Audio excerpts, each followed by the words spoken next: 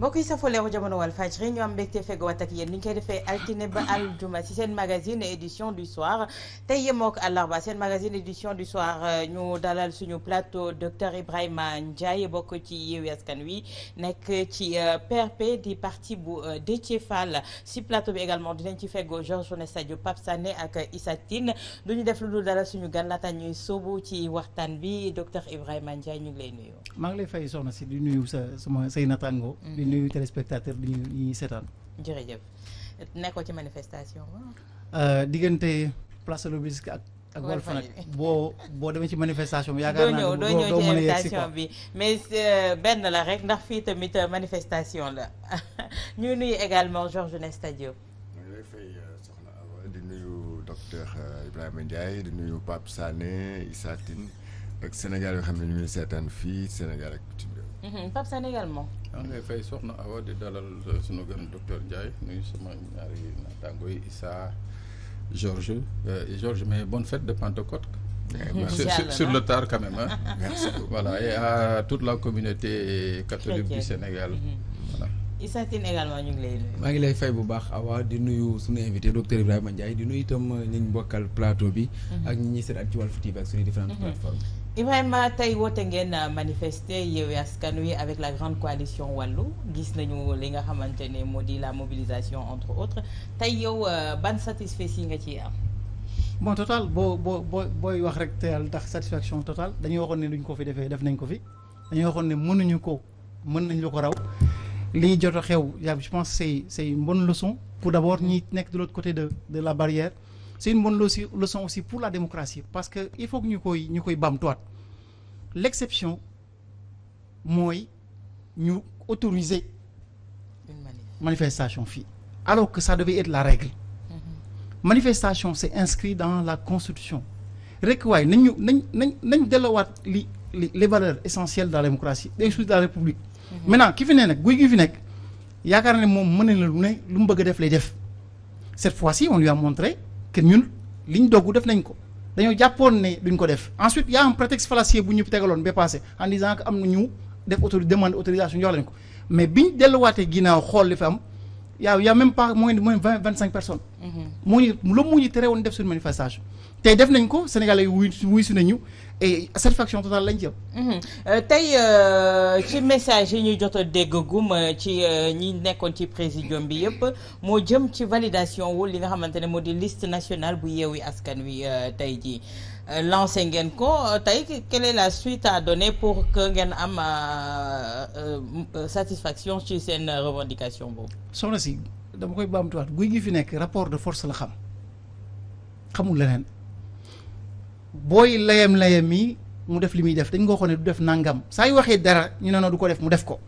cette fois-ci je pense que bu gisee lii am nii mu wóor ne ko nii lii jóg ce n'est même pas l'essentiel de ce qu'on peut avoir war na mën a delluwaat ginnaaw et ensuite une démocratie duñ ko defee ci xët duñ ko defee ci doole.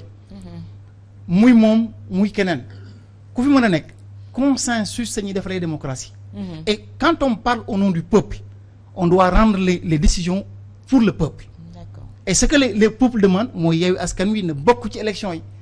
Yewwi Askan Wi dafa bokk ci élection yi déjà. parce que déjà c'est une demande populaire. donc a priori amuñ leen lu ñuy xaar on a mis on a fait la rencontre bi wax nañ li ñu ci war wax léegi les jours qui vont venir ça va être déterminant. d'accord.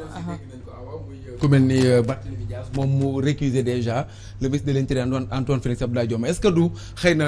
bon diggante bi peut-être dañ doon nelaw je sais pas su dee mën naa ko waxee noonu parce que au début waxuñu ko woon wala insister wuñu ci trop pour que Antoine Diome bañ a organiser élection yi ñu dem ba fi mu nekk nii mbir yi nekkat ne jonn ñuy taxaw est-ce que du c'est trop tard. Issa yow mi suivre processus électoral ce n'est pas waxuñu ko lu fi ne lu ne da fàng kenn du ko jeex. tout le monde sait comme pas être juge et partie maanaam mënoo organiser élection ba pare ba bokk ci yaa ngi wuure bi yow yaa yor yaay joxe règle du jeu pare bokk ci moom dafa am fu mu far d'ailleurs la preuve li am ci direction des élections mandarga la firnde la moom warto xanaa xamul leen ko ba ngeen fa doon yóbbu. en kay mais du tey opposition du tey mais Issa daa mel da nga fàtte taarixu réew mi. taarixu réew mi mooy yàgg nañ fi wax ni élection ministère de l'Intérieur du ko war ko organiser du tey. ki fi nekk tey 2011 jàmbat na ko ba président de la République d'alors Abdoulaye Wade créé le ministre des élections moom xam na ne lii mënoo nekk juge et partie donc bamtuwaat ko du yàq say wax mais à la limite c'est lu ne fàng la. d'accord dinañu gën a approfondir ci question boobu mais Georges ñu yem toujours sur la mobilisation est-ce que yaakaar nga ne cette mobilisation peut dissuader président de la République ñu dellu si waat gannaaw ci dogal bi nga xamante ne conseil constitutionnel jël nañ ko. waaw awa premier njàngat bi ma am si mobilisation bi tey sinon rassemblement bi amoon fële si place de la nation premièrement day wone ne que alors il est plus facile d'autoriser une marche encadrer ko te dara du xew plutôt que de vouloir coûte que coûte l'interdire wala voilà on a cherché des prétextes pour dire que oui manifestation bi di am gis nga temps yëpp état-major ou camp d'en face maanaam ñu fare si nguur gi temps yëpp dañu def sax une grande mobilisation avec les leaders ñi nga xam ne gëj nañ dégg ñuy wax ñoom Idriss Seck ñoom comment il s'appelle encore Moustapha Niasse Aminata Mbengue Ndiaye vraiment tout le gratin de Benno Bokk Yaakaar pour ñu tase fële dans un hôtel de la place artu jéem a alerter l'opinion nationale et internationale sur les dangers que courait le Sénégal mais ces dangers là bu ñu gisee la xew tey xam naa war nañu am gêne parce que war nañu comprendre que ne bu ñu autoriser une marche dara du xew nit ñi nañu ñëw en masse parce qu'on a vu qu'il y avait une foule quand même une grande foule bu nekkoon fële place de la nation déggoo fa benn lacrymogène déggoo fa ay nit ñi xeex déggoo fa ay saaga par contre serait le contraire si jamais devant autant de foule on tentait de l'interdire mooy luy wane nekk interdiction warul ça doit être une exception comme l'a souligné tout à l'heure le docteur Ndiaye maintenant moi je m'inscris toujours en faux avec ñoo xam ne dañuy jàpp ne manifestation yi day yee fitna non je pense pas manifestation c'est pour prendre le peuple à témoin les juges constitutionnels ont parlé joxe nañ seen point de vue de l'autre côté ils ont contesté ils ont dit comme le peuple maanaam droit bi c'est vrai que ñoom ñooñu nekk conseil constitutionnel mais askan wi leen na délégué mais askan wi leen délégué une parcelle du pouvoir si la askan ñëpp bu génnee ne ñun d'accord ak li ngeen wax mais là quand même il va falloir qu'ils réfléchissent moi je me rappelle en 2000 je n'ai même pas besoin de remonter en 2011 mais même en 2019 c'est le même Idriss Seck qui a tenu avant-hier un discours de moralisateur naan non ñii ñoo feete ci kaw lu ñu wax ñun ñëpp dañ si war a ànd mais c'est pourtant le même Idriss Seck qui ici en 2019 disait que ces juges constitutionnels là n'ont pas autre truc que de dire le droit am ñu beneen pexe lu dul dire le droit te le dire le droit mooy que voilà lii ak lii alors comment se peut-il qu'est-ce qui a changé en temps c'est lui qui a changé entre temps mais le droit n'a pas changé mais le droit encore une fois il faut le rendre au nom du peuple et pour le peuple et c'est ça la démocratie démocratie bul yaakaar ne rek c'est vrai que démocratie comment on appelle ça encore là il y a une opposition forte et un pouvoir fort naturellement mais le pouvoir doit pas être fort au point d'opprimer le peuple parce que là également la démocratie ne signifie pas que suma adversaire lu mu wax rek mu ne que non c'est faux mais war nga mën a nekk quand tu es démocrate war nga mën a nangu ne war nga mën a accepter même mon adversaire là nga xam ne moom lay jaamaar loolu moom pourtant war na mën a am dëgg war a mën a am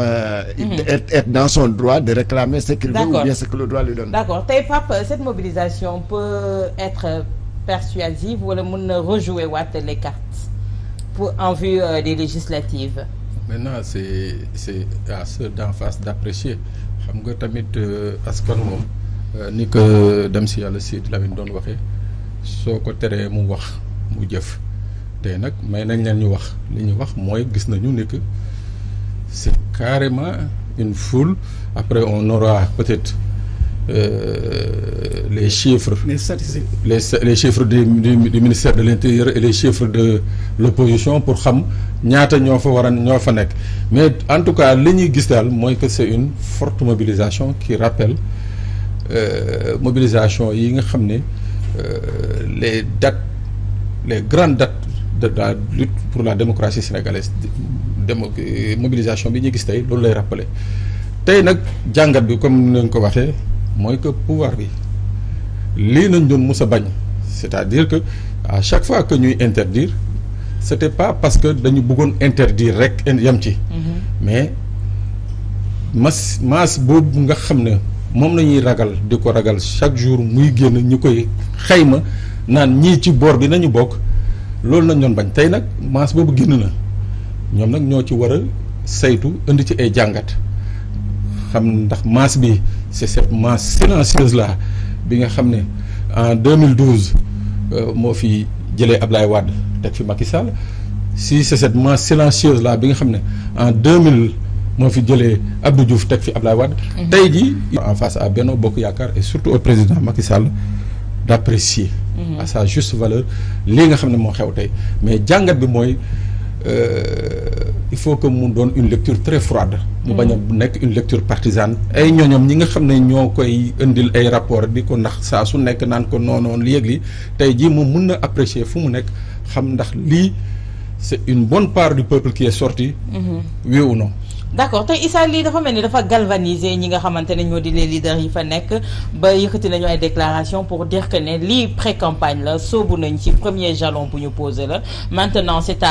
au président de juger ndax day continuer ci li muy def ñu jàppee ko ab forfaiture wala dina changer la donne. dégg nañ ko ku mel ni Khalifa Sall wax ko Barthélémy Dias aussi ku dégg ni mu waxee ne bu fekkente ne Yewwi liste titulaire am yi nga xam ne moom la ñu invalidé jàllul élection du am Sénégal loolu c'est normal en politique ñu dégg ko ba pare aussi devant une foule bu toll nii nga xam ne moo nekk place de l'Obélisque nit ñi gëj koo gis quand même ci réewum Sénégal boo taxawee jàkkaarloo ak ñoom yaakaar naa faaw wàllum politique daf fay génn. moo waral ñoom aussi comme niñ koy faral di waxee saa su nekk rapport de force la état xam gis nañ démb kàddu yi nga xam ne ñoom moom lañ doon yëkkati aussi que ni jàmm lañ bëgg mais malgré ça li conseil constitutionnel def mënul indi jàmm ci am réew bu fekkente ne da ngaa jël kii nga valider liste titulaire am kii nga valider liste suppléant am nga xam ne ku nekk daanaka mën naa ne xaaju liste ngay yore loolu ñun xëy na yàgguñu ci àdduna bi trop mais mosuñu koo gis Sénégal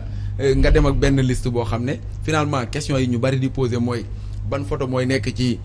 li nga xam ne moo di bulletins yi ñuy voté kan moo war a nekk déjà pour di battre campagne ak yeneen ak yeneen y a beaucoup de questions yoo xam ne tey dañ koy poser te ba léegi sax yenn yi réglé guñ ko loolu nag bu fekkente ne am na ñu taxaw jàkkaarloog une foule immense yaakaar naa war nañ ko mën a utiliser tey moom la Khalifa Sall def Ousmane Sonko ba jamono ji moom lay def parce que dégg ngeen ni ngi sànq rek déjà mi ngi yëkkati ay kàddu ne réew mi Macky Sall yàq na ko te li nga xam ne moom la nar mooy toog ci réew mi nar a continuer nar a sucer le sang des Sénégalais. kàddu yi nga xam ne moom la yëkkati en tout cas laalaale na ci sax ku mel ni Moustapha Niasse loolu dañ koy comprendre ci contexte bi ñu nekk parce que élection législative lañ jëm yoo xam ne ay contentieux nit ñi gis nañ ko fi mu nekk nii te mën nañ ko ci xaar fii ba élection yi di ñëw donc mën naa ne fii ba élection yi di ñëw boo moytuwul campagne électorale la ñuy nekk bu nga xam ne du gaaw a jeex parce que élection yi diggante fii ba 31 juillet moom bu leen neexee mën nañuy jéem a continuer malgré que nag y a des risques parce que aussi des fois xëy na ndax foule bi dinañ continuer ak yoolu noonu peut-être foule bi rek ñoo ci mën a répondre. d'accord tey Ibrahima ci déclaration yi récuser nañu les 7 sages récuser nañu le ministre de l'intérieur tey jii bu fekkee ne ñooñu ñëpp récuser ngeen leen qui sera chargé d'arbitrer en votre faveur maintenant pour que seen liste bi soit réhabilitée. La réponse est toute trouvée xam nga ko c'est le peuple en fait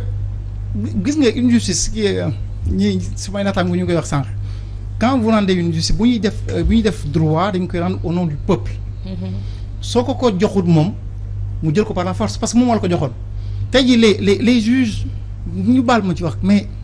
ay sages lañ yoo waroon amal affaire ay sages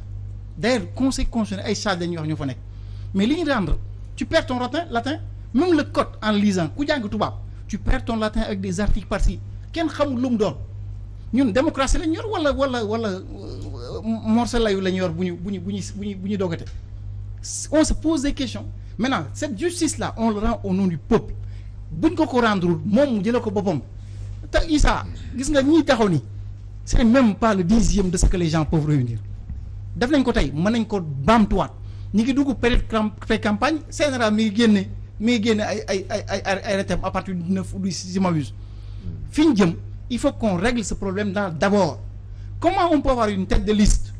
ñu ne mooy président Ousmane Sonko ñu ne bokkul ci kii bi. est-ce que mën nañ ko régler. non attends bañ a régler on rend la justice au nom du peuple. est-ce que li doonoon yoon du woon seppi ñaari liste yëpp xëy na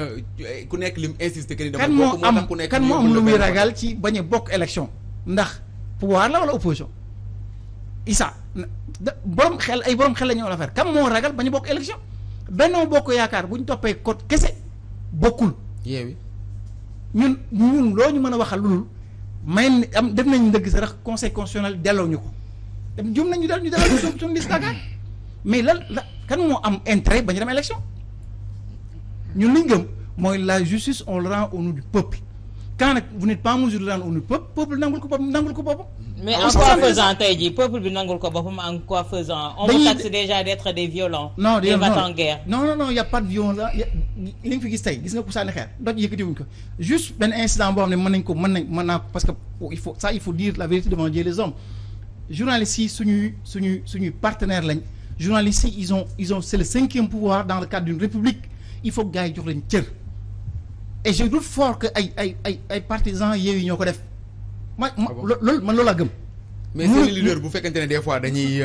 wax ci presse bi kàddu yoo xam ne xëy na kiyul loolu aussi est-ce que du xam nga ay parce que souvent dañuy dégg des leaders yoo xam ne li ñuy wax ci journaliste yi xëy na bu ko ful bi toppee aussi mën nañu ab journaliste ñëw taxaw ñu jàpp ne. fii la war a fekk Issa barab bu liggéeykaay boo gis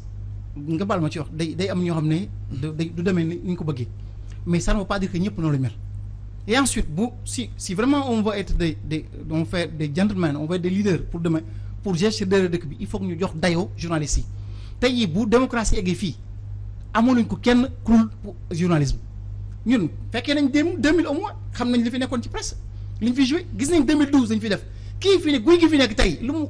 mu tàggeewul presse amul. lu mu tàggeewul presse amul tey jii moom mooy def li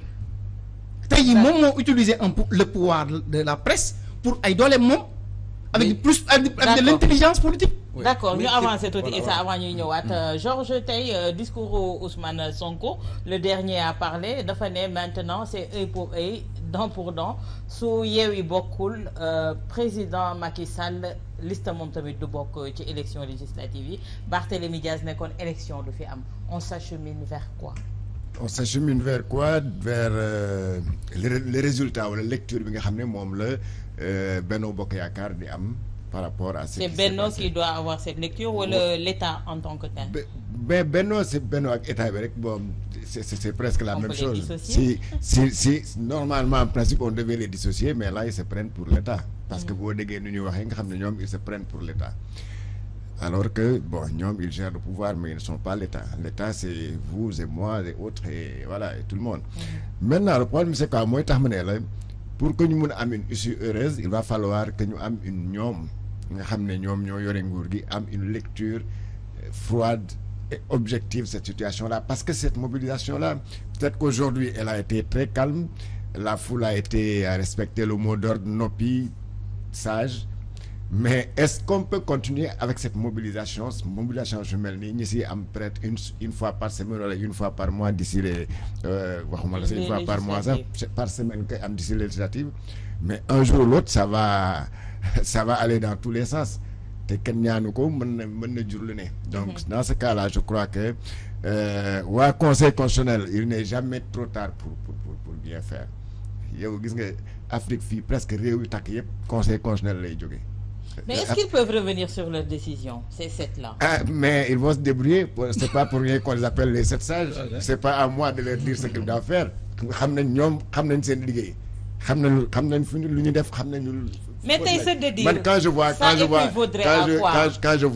vois une grande juriste professeure agrégée comme madame Amsatou Sow Sidibé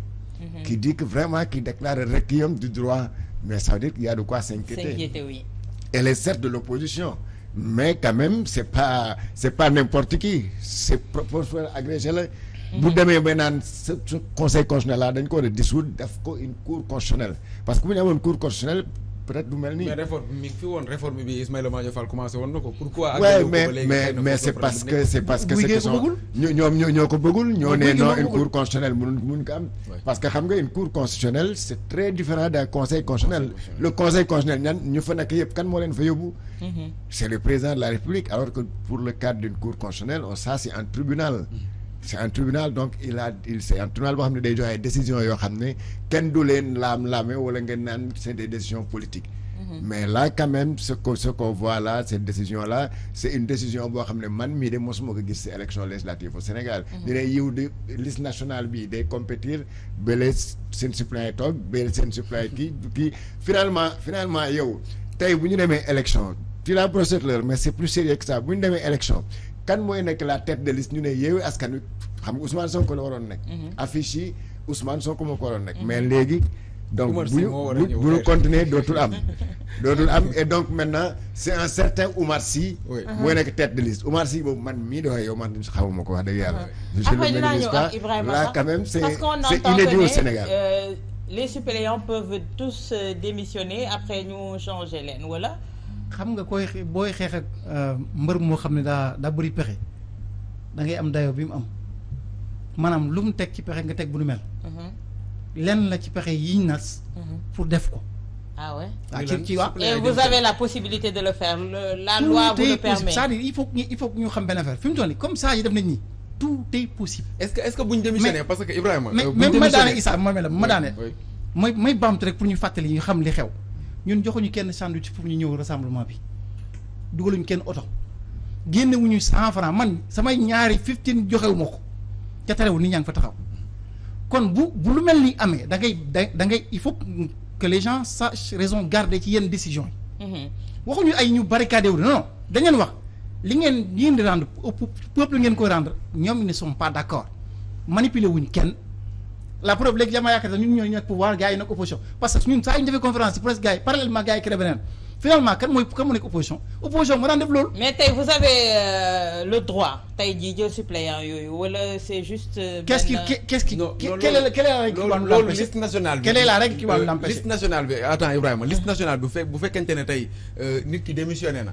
ki ci war a toppaat ci même liste bi lay nekk maanaam tey su fekkente ne kii dafa nekk numéro 1 maanaam comme Ousmane Sonko ni mu nekkee woon tête de liste bu démissionné Cheikh Ahmed Tidiane Youm moo war a ñëw. mais bu fekkente ne c'est dans les départements nga xam ne département bi liste titulaire la ak liste suppléant bu kenn ki démissionné ka ca des mooy ñëw donc loolu mooy différence bi bu fekkente ne ñoom nar nañ ko def aussi bon xëy na je sais pas nan lañ ko nit ñi di trancher mais selon li yenn juristes yi wax laay rapporter rek. finalement Issa li ma waxoon sànq moo nekk on perd son latin dans le jeu. Ouais. mais li ko waral yëpp mooy duñ def des bons qualitatifs en démocratie. D'accord. est-ce que saa yu ñuy xëyee war a avancer dañuy def 2 pas ci ginnaaw. dox benn pas. démocratie fi ko Macky Sall fekkoon su ko jëmale woon kanam on n'en parlerait plus waxatuñ ci léegi. D'accord mais leneen dafa am leneen loo xam ne moom après dafa am projet boo xam ne ñëpp Sénégal léegi boo yaakaar ne gars yi ne ci biir yaa ma gën a xam li mu bëgg. on parle de malade léegi limite sax dafa xew ci téléphone dañuy wax ay wax limite gars yi koy ça sûr. D'accord. mais pire encore yow nga waxoon ni démb te mooy baamtu di ko fàttali ku toog ci loo xam ne day war a ngi ko da ngay defar sa toogaay li mu waxoon démb ak li muy def tey c'est diamétralement opposé. D'accord dinañ ñëwaat ci loolu. yaa ngi wax sànq di wax ñi sa gratin bi waxoon ne ko toog démb di wax fan lañ neewoon démb fan lañ jant bi téemoon lañ waxoon tey ak moom lañ sopp wax leen nag. D'accord tey Pape bu fekkee ne maa ngi koy wax Georges les 7 ñëw dédiru est-ce que loolu du wane la fragilité de li nga xamante ne mooy sooklu suñu démocratie c'est-à-dire notre constitution. Ah ouais, je crois que dédiru du doon problème dans la mesure où ñoom li ñu servir c'est tout sauf une décision man dama ko jàppee ni lépp nag bu la neexee en fonction des acteurs yi nga am en place. mais li nga ne li pen mbaa nga ne. donc lépp la mun nañ ko changer. mais xam nga ndax lan moo gën a garaaw ci affaire man du question gars yi la ñuy wax nii sax. mais xam nga lu gën a garaaw ci affaire bi admettons tey jii ñu d'accord liste titulaire wu Benno dem. liste suppléant wu Yewwi dem. admettons ba léegi Yewwi am fa 15 députés ñu dem au moment de la rentrée solennelle 15 députés yëpp ak liste bi yëpp démissionné. na ñoom bëggatuñu. alors que dans la constitution il est écrit noir sur blanc que l'Assemblée nationale compte 165 députés. et lors de la rentrée dañ leen war a lire ñoom ñëpp tudd leen liste tour par tour ñu présenté wu bu ñu mënul présenté wu joxe procuration. mais léegi cas de figure boobu bu tegu woon tey jii. est-ce que ce conseil constitutionnel là ne va pas rappeler son président ne va pas tristement rappeler Yaoundé l'Ivoirien là non c'est-à-dire que donc on aura une assemblée qui ne va jamais fonctionner. Du conseil constitutionnel ivoirien oui. est-ce que non parce que duñ ko tas kon finalement tas ko demaat ci élection. Sané li ngay wax ni c'est gis nga sànq junj na ko du ma doon bañ a egg ci lii yëpp. ça dama ne ko dama leen wax ne pexe mu teg am nañ pexe mu ko mu toll noonu parce que booy la xeex ak mbër moo xam ne xam nga ne am na doole da ngay wut pexe yi toll dayoo mais mi Sané yaakaar ngeen ni danañ yegg foofu. mais non mais may ma ñëw mais c'est-à-dire man dama wax déjà cas de figure bi mais ni ma xamee kii ngeen ko seqal mooy Macky Sall antan na assemblée bi nekk 140 députés mu ne valable na parce que fii le conseil constitutionnel manqué ñetti membres. ñuy fonctionner kon alors que non moo tax mën na ne tey ji li fu munti xew waa conseil constitutionnel boobu la ñoom kese la bu ñu jëlee le ministre de l'intérieur. mais est-ce que c'est pas trop tard tey ji ñuy récuser le ministre de l'intérieur est-ce qu'ils n'ont pas tardé à le faire. non c'est-à-dire xam nga tamit. l'opposition a toujours. tey jii décrié le ministre de l'intérieur. xam nga les règles du jeu moom. comme dañ ko établir. mais tey c'est de vive voix avec Arñi ngeen ko demandé. nañu autant da ngeen doon demander di bàyyi di continuer à travailler avec lui. koo récuser kañ tu ne travailles pas avec lui. mais soxna si dans un match de football bu règle yi bu ñu établir règle yi mu wóor na la arbitre bii dafa am fu mu far da ngay jël sama yow bootu génn. wala mais c'est pas en cours de jeu nga koy récuser pas en cours de jeu mais am nga possibilité yaa ngi ci match bi di wax ñuy dégg. d'accord yàgg nañ ko wax soxna si. ministre de l'intérieur munoo nekk juge et partie munul ne amul àndul sax ak xel mais nag réew mi fi mu toll wacaacaa ba mu fi toogeeg léegi lu ko neex lay def c'est-à-dire moom mooy buur di buum mi moom li mu wax la gars yi def lu mu waxul kenn du ko wax. dafa mel ni dañ leen a bett de kon. bett parce que début bi yéen a ngi ko doon wax mais gisuñu ay actes yu ci posé wu parrainage bi déjà déggoon nañ coow li. pourtant ku ci nekk demoon nga wuti ji parrainage. Issa la woon Ibrahima wàllum fichier électoral bi aussi dégg nañ coow li ku nekk di ci wax ku mel ni Bougane Gueye sax wax na que ni moom li mu jàpp mooy du benn fichier rek moo nekk Sénégal te pourtant dem nañ ci boo muytul aussi dans les jours à venir ou les mois à venir muy après élection yi di nga déggaat ñu naan fichier électoral baaxut ak yooyu Antoine Félix Abdoulaye Diome aussi teg nañ ko fi dès le début dégg nañ Assemblée nationale même bi mu ñëwee ku mel ni Woré Sarr par exemple dégg nañ discours mythique ba mu fa def yàgg ko lu mel ni xeme wax parcours bi nga xam ne fi la jot a jaar ci tribunaux yi jaar ak liggéey ba mu fa def nga xam ne du lu leen arrangé ak yooyu noonu pourtant wax nañ ci mais terewul dañ ko bàyyi mu jàll. Issa la woon moo woon ni opposition bi boo koy fàttali dañoo tasaaroo te loolu mooy dëgg dañoo tasaaroo fi mu toll nii benn say kese la maanaam bu ñu naan laaj benn ñu jox ñu fistin bu ñu laajee benn tey fukk ak ñaar lañuy yaakaar déggoo li mu wax ma ne ma baamtuwaat tey bu ñu naan laaj benn ñu jox ñu fistin tey bu ñu laajee benn fukk ak ñaar la ñuy jox parce que fi doole ji nekk moom la ñu yor te li ma wax nii du ay laam-laame gis nga li ñu def rassemblée nii mën nañ ko baamtuwaat ci région bu nekk ba ñuy egg ba ñuy begg daal il faut que ñu delluwaat raison kan la ñuy rendre justice peuple bi yàqayte mu daan nee nañ Yewwi day bokk kon nañ Yewwi bokk point barre on avance te élection yi buñ demee buñ ko jàllee ci yoon kese Macky fukki député ak ñaar du ko am waxuma la ay gi de ñu def élection yee gérer normal fukki député ak ñaar du ko am. d'accord tey les règles du jeu apparemment Georges ki koy définir moo di l'opposition. Bon, je dirais pas que non, c'est-à-dire que l'opposition son souhait c'était quoi mooy am lu ñuy woowee cohabitation fële ci Assemblée nationale. cohabitation boobu dégg ngeen li si président Macky Sall wax si benn journal la moom xalaatu ko xelam fukki xelam ak ñaar xalaatuñu mënuñu toog di xalaat ne ñu dem am une cohabitation à l'Assemblée nationale parce que ça n'a jamais réussi en Afrique et ça ne peut pas réussir effectivement ça c'est la seule solution bu yàlla defoon tey mu am c'est que moom loolu mooy il va démissionner ça moom c'est truc donc lui aussi de son côté il va se donner les moyens ba loolu du am se donner les moyens loolu am mais est-ce que les moyens sont légaux? Ah ben tu sais je sais pas ben mënu ma wax ne sont légaux sont pas légaux mais en tout cas lui et son camp sont donné les moyens pour ne pas qu'on arrive à cette cohabitation là maanaam cohabitation boobu nga xam ne moom la Yewwi Askan Wi doon sàkku léegi c'est une cohabitation presque compromise en tout cas si les choses continuent à l'état à moins que maintenant d'ici là ñu gis benn compromis peut-être kilifa diine yi jóg wax si ba peut-être le conseil constitutionnel entendre raison et ñu publier liste yoo xam ne liste yëpp ñu publier ko si c'est possible parce que je sais pas c'est ce qui n'est pas possible à leur niveau ñoom xam nañ ko ce qui est possible à leur niveau ñoom tamit xam nañ ko. D'accord tey Pape l'opinion internationale intéresse beaucoup ki nga xamante ne moo di Macky Sall. Tey avec cette mobilisation également on l'a vu à Paris ñi demoon tey ca consulat bi ak yooyu yëpp tantamar boobu yëpp tey communauté internationale boobu nga xamante ne moom jox na leen nopp jox na leen gët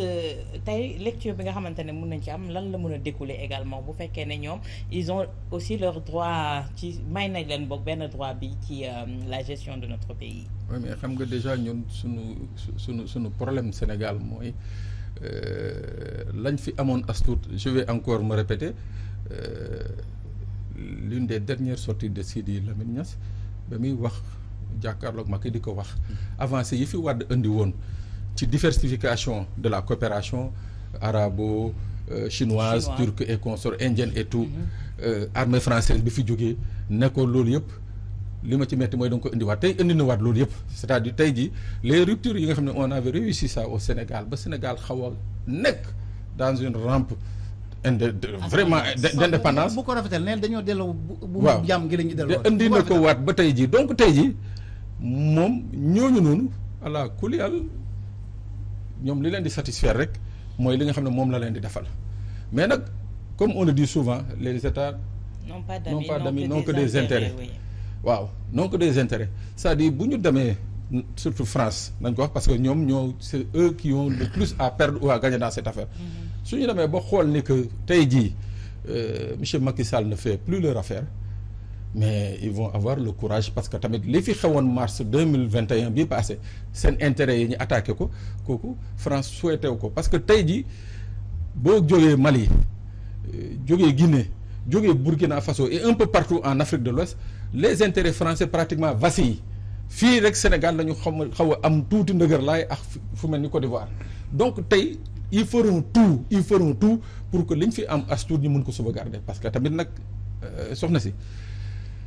force française yi nga xam ne 2012 président Macky Sall bi muy ñëw fii ils étaient à 177 tey jii romb nañ ko ils sont à presque 700 benn la tey jii tabaxal nañ leen benn base militaire fële ci biir aéroport nu mu tuddati. Léopold Sédar Senghor. Diass non Diass. ok ah ouais ah oui dañ koy nëbb mais tabaxal nañ fa base. tabaxal nañ fa benn base bu rëy sunu militaires yi ñun Sénégal base bu màgget bii fii nekk ci Wakam nañu yor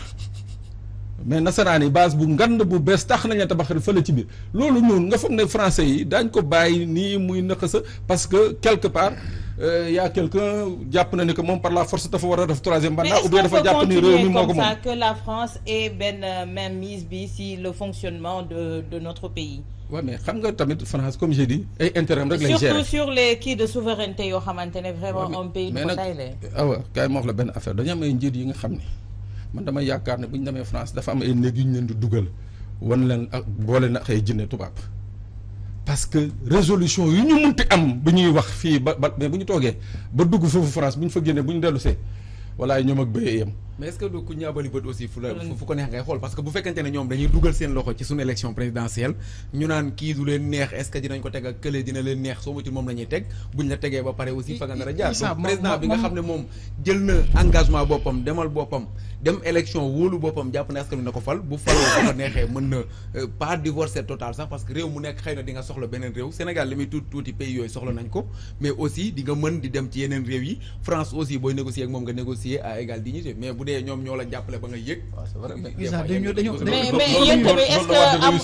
mais yéen tamit est-ce que amu leen ci part de responsabilité parce que quand vous tenez des manifestations chaque jour dañu leen di dégg ngeen ne on prend en témoin l'opinion internationale. waaw léegi ma may la tuuti. bu fekkee ne tey international boobu bu fekkee ne CEDEAO dafa wax ñun ñu jalgati pourquoi vouloir prendre en témoin l'opinion internationale. te chaque jour ngeen ñaawlu même mise da nga koy tegee ne parce que ay président ñoo fa nekk di gérer seen CEDEAO bopp. gérer wuñ ko non gérer wuñ ko yéen a ko évoqué si affaire u parrainage. waaw ñu wax bi jëlee décision donc mënu leen ko la preuve est-ce que décision respecté nañ ko waa ji yoonam newu ci mais dama bëgg ñu jàpp benn affaire ñun dañoo nekk ci dëkk boo xam ne on a raté pas mal de tournants 60 raté nañ ko 81 raté nañ ko 93 waxatuñ ko léegi 2012 raté nañ ko mais génération bii ñu yor nii amul complexé jàngee wuñu ci ay dëkki nasaraan fii lañ jàngee li gars yi xam lañ xam mais ensuite dañoo xam ne ils n'ont pas de problème avec des peuples ils ont des problèmes avec des intérêts de nation xam nañ la ñu war a def benn bu ci ne li fi Pape Sané relevé ñun ay suñ ku jéggi gisuma ci complexe ensuite génération bi nekk ay ñi ci gën a mag ay 40 ans lañ yor mais bu ma doon tey de xayma Sénégal dama naan bu nekkoon jigéen la tey ji mi ngi ci digg dooleem lu war a am ci taar am na ko dañ ko yéex a gis xëy na mais yàgg nañ ko wax lépp a ngi fi xam nga lu muy laaj njiit yu gëm seen bopp muy benn bëgg seen réew muy ñaar ba pare li ñuy def ñu waslu ci àq les compétences duñ ko jéggaani li fi lu waay xam ci bitim réew nit ñi xam nañ ko fi gisuma fi ku fi complexe maintenant de l'autre côté nag seen responsabilité seen engagement c'est engagé devant Dieu les hommes pour l'éternité lu ñu fi signé ci contrat c'est engagé mais ñun li ñu jot a xam ci réew mi ne genn wàll ak richesse gisaguñ ko genn wàll gisaguñ ko kon il faut ñu peuple bi xam ne opposition bii dagaan baatam toogalu fi intérêt France toogalu fi intérêt beneen dëkk li mu xam mooy créer entreprise opposition ñi fi nekk laa créer entreprise daan seen doole ci biir réew mi mais jox ko waa réew mi loolu mooy première fond base ba la deuxième base bi mooy ñi ñu amal affaire au moins des fois il faut que ñu ci liggéey soo xamul da ngay nangu ne mënoo lajji nañ ci yu bëri ce n'est pas que parce que jéemuñ de dañoo mënul alal ji ñu teg seen loxo kenn xamul nu mu toll Macky Sall 2012 ak léegi ñaata lañ ko teg alal ci defar na fi teer lu ñu defar na ko fi ndax xëy gone yi changé na dara tey jii ngay gis boo ko tuddee noonu ba tey mais da ngay gis koo xam ne 35 ans musul am stage te tellement ji jaaxal mooy ça brûle comme dëkk bi ñu jàngal et ensuite beneen gàcce ngeen baal ma jox nan la nit ñi jógee fii dem jàngi ci bitim réew indi ay diplôme di xëy di wuti liggéey dañuy jógee fii daal dem jàngi en France au Canada yooyu dem jàngi de bu ñibbisee il cherche de l'emploi ñooñu lañ waroon yaakaar ñu créer emploi mais ku amul vision bii nan la mën a yoram réew. mais dafa am leneen loo xam ne dégg nañ ko tey muy ay kàddu yoo xam ne jóg na ci manifestation bi dégg nañ ku mel ni Ousmane Sonko par exemple wax ko que ni ñoom force liste bi nga xam ne moom la ñu invalidé dina bokk ci élection yi lu ko mooy bu fekkente ne liste Benno bokk na képp ku nga xam ne en tout cas gis nañ la na nga jël sa ay responsabilité ci mbir yooyu léegi li ñu jaaxal mooy. élection 1993 amoon na fi xëy na ñii ñoo ñu koy gën a fàttaliku mais législative la woon contentieux ba far mu am ko ci ñàkk bakkanam est-ce que Sénégal tey waruñoo mën a tiit ci ëllëgam maanaam mu tàbbi si guddi gu bët setagul parce que kenn xamagul lan la nar a joxe le 31 juillet. xam nga Issa yat bi. non même rek ki ko yor. moom la ñu war a waxal ki yor yat bi la ñu war a waxal. opposition da nga leen gis ñu yor xeer yoruñu da nga leen gis ñu yor bant yoruñu dara seen loxoy cundung la ñu yor ki yor gànnaay ki yor force légale la ñu war a waxal. loolu il faut muy leer Issa démocratie du da ngay yeewu sa gént rek sa 4 minutes décider sa bopp déedéet des fois dafa am ñoo xam ne dañoo bokk ci réew mi dañoo am sañ-sañ ci réew mi. mais moom lan la war a mën a def reporter élection yi wala parce que comme moom moo yore yat bi xëy na lan la war a mën a def. tey pour que élection yi am Issa bu mu ci def baax na dañ yeewi day bokk bu mu ci def baax mais ñun dañu bokk. non benn rappel historique rek gis nga Issa 93 bi nga wax dafa am solo te tey jii tous les magistrats au Sénégal doivent être interpellés. parce que gis nga 93 bu muy am dafa am une partie de l'histoire bi nga xam ne qui a été tout le temps cachée aux Sénégalais parce que y a eu une magistrate bu affaire bi eggee fii 93 y a eu une magistrate Andrésia Vaz qui a pris son courage à 2 mains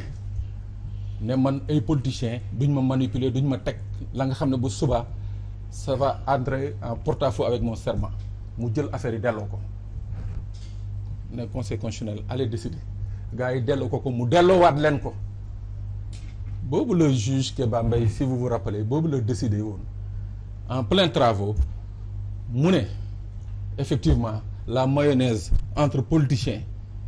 ak juge ne peut pas prendre parce que fii c'est une question de droit te ñii ay hommes politique nañu ñoom gisuñu dara lu dul donc dañuy xajamal donc boobu la décidé woon écarter les hommes politiques tey jii nag il revient aux magistrats de ce pays de suivre l'exemple de cette dame là parce que elle aurait pu mënoon na ko def Andrésia Vaz nangu luñ ko defloo woon à l'époque mais daf ko bañoon donc tey jii conseil constitutionnel Issa pour juste dire jarul ñuy egg sur l'affaire Maître Sèye et tout ça c'est-à-dire ils ont tout à leur disposition je le dis encore ñoom c'est des générateurs de droit ñoom yoon may na leen ñoom ñu jël benn bind génnee ko dafee ko na nga xam ne noonu dana méngoog société sénégalaise. d'accord non dafa méngóog la société sénégalaise. du côté de la régie am nañu image yu base française bi nekk fële AIBD bu fekkee ne Barka jot nga ko mun nga ko rek balancer ci écran bi pour ñu mën ci am plus de preuves. Georges tey ci li ñu wax nii yaakaar nga ne rétropédalé bu Pape di wax instant bi mun nañ koo xaar ci ñoom pour que tey jii la stabilité du pays mi ngi ci seen ay loxo. tey jii gis nañu benn lancement bi moo doon tey manifestation bi la suite a donné ils l'ont dit pré-campagne la ñu fas yéene nekk fii ba ñuy am gain de cause. waaw je crois que l'opposition est dans son bon droit quand même pour exiger que erreur bi wala en tout cas forfaiture bi qu'elle soit corrigée. damay rappel rek 2011 fii candidature Abdoulaye Wade lan lañ fi gisuloon demoon nañu fii ba conseil constitutionnel waxtuma la conseil constitutionnel sax ay juristes. je parle pas de magistrats des juristes des professeurs agrégés gën a def ils étaient une centaine 149 quelque chose comme ça bi doon déclaration pour se désolidariser de la décision du conseil constitutionnel ne Wade mënul nekk candidat. Idriss Seck si boppam mu doon wax barki démb. moo tax mu gisee dafa doon rek dafa dem France jëlee fi benn professeur agrégé en droit. indi ko fii Sénégal. mais pour mu jàngalaat noonu le conseil constitutionnel sénégalais. ñoom bu ñu xasee ba wax kenn amatul. waaw moom daf ko jaraloon mu dem ba France jëlee fa benn constitutionnaliste. un professeur de droit agrégé. pour les confondre donc pour les confondre. oui. la semaine d'après Abdoulaye ak les libéraux convoqué benn séminaire boo xam ne rien que y avait que des juristes. ay juristes kese et des constitutionnalistes donc ça veut dire que ñun bu ñu naree yegg foofu nag ñun aussi je pense que les juristes sénégalais. parce que mënuñ ko bàyyi seulement avec les magistrats ay juristes ñoo leen jàngal. ah mais ñoom ñu ci bëri ñu féete mais ñu ci bëri ñu féete ci seen camp yaa ngi leen dégg keroog ñu ngi jël yéen ay juristes jàppe leen ne c'est des juristes. waaw léegi bu fekkee nag juristes yi seen mënuñu accordé wu daal même son de cloche. léegi ñu déglu askan wi nga xam ne nag moom moo tax droit boobu nekk fi. askan wi te askan wi mu am. wax ji fare na boor comme léegi askan moo ci des wax ji fare na boor. d'accord parce que maintenant c'est au peuple de juger. loolu ngeen wax le peuple a déjà jugé soxna si le peuple a déjà jugé. mais c'est au peuple de juger maintenant tey def ngeen lancement bi comme ni may wax avec cette manifestation là moom ngeen fas yéene continuer pour am li nga xamante ne moo ngeen bëgg mais wala di ngeen dugalaat comme ni ngeen ko waxee seen yenn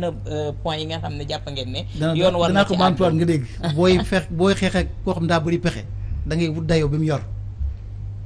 waccaacaa mbër mu mag la waaye opposition bi ci ne amu fi de cancre amu fi lu mu def dana am répondant maintenant fi ñu toll kii dafa Georges moom lu mu wax lu doy waar wax ne ñii démb lii lañ wax ma baamtuwaat ko gis nga ku toog ci li wérangu ko da ngay defar sa toogaay ma baamtuwaat ko ku toog ci li wérangu ko da ngay defar sa toogaay tey jamono leen la joxe. mooy lan. waaw démb nga ne ndàngam ji tey ñu mu wëlbati ku soppeeku du amuñu profil de xarab mais peuple la ñuy wax ñu apprécier lan moo xew ci diggante bi lan moo fi changé dañoo nekk état de guerre déedéet et ensuite nañ bàyyi di ñuy diaboliser opposition bi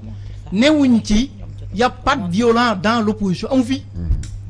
et c'est les mêmes responsables ñoo xam ne ñoo doon tenir le discours barke démb. ñoo doon manifester à la place de l'indépendance tous les soirs. ba pare di yore xeer di yore xeer. fii kenn yorul doj.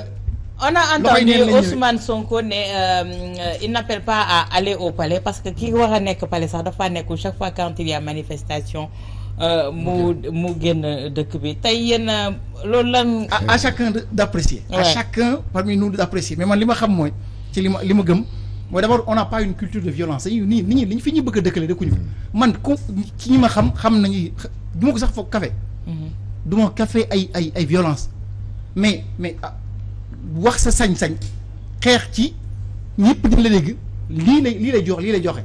dañu dëkkal fu ñu dëkkul. kon d'accord nga ci ñi nga xam ne dañuy wax ne maanaam lépp ba fa war a nekk dans la paix au lieu que muy nekk ay appels yoo xam ne. mais yow li ñu def nii tey jàmm mënu ko weesu da ngay dem añ ba suur gars yi naan seen ataaya dem ta won leen ne ñun ñoo yor réew ñoo yor affaire bi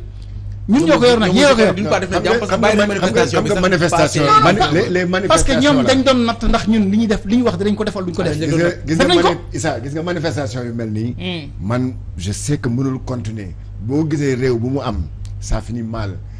Alpha Condé bu mu nekkee Guinée di ko def. FNDC di manifester chaque kii. ak fii si Mali les vendredis ñu koy def pression ak ñoom. Imam Dicko gis nga fu mu mujjee. donc la rue en Égypte même chose. en Tunisie même chose. donc